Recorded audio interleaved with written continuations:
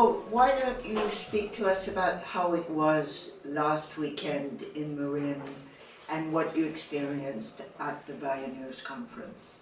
What was especially exciting to me was we did a full one-day intensive that's a call to action to form a network of resilient communities. And realistically, what's going to happen now going forward is going to be both bottom-up and top-down. But nature does not favor centralization, and all these too big to fail systems are actually too big not to fail.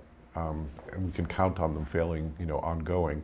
So what we're going to see is a radical decentralization of many of our systems at every level, particularly energy and food, for example, but also finance, building local economies, and governance, having more control how we make decisions about our communities and how people want to live and what sustainability means to you, in a more local way.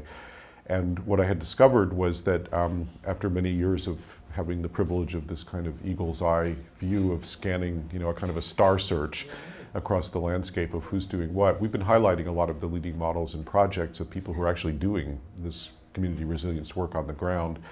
And I realized they pretty much, for the most part, didn't even know one another. Even the most advanced leaders in these fields, they had never talked with each other. And certainly, a wider circle of people did not have the full picture of the kind of work that's going on and the opportunity that that presents. And the surest way to heal an ecosystem is to connect it to more of itself, right?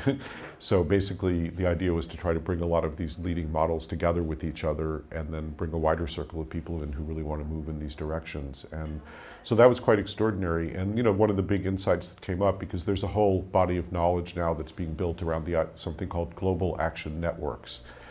And one of the big challenges we face now is the magnitude and the complexity of today's problems has completely outdistanced our institutions, which are essentially archaic and unable to deal with the magnitude and complexity. Even things like international treaties. I mean, pretty much all of our political and economic and systems are just not built to last here. They're not going to deal with it. But nature's favorite form of organization is networks. That's how it's designed. And these human action networks are very much modeled along those lines. They're what's called global local. They have to be rooted locally and they have to have a global perspective.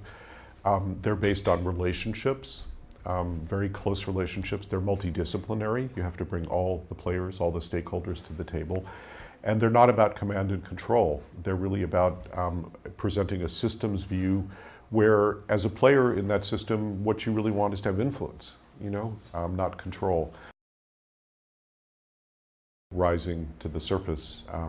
And it's in energy, it's in food systems, it's in watersheds, it's in governance, it's in finance.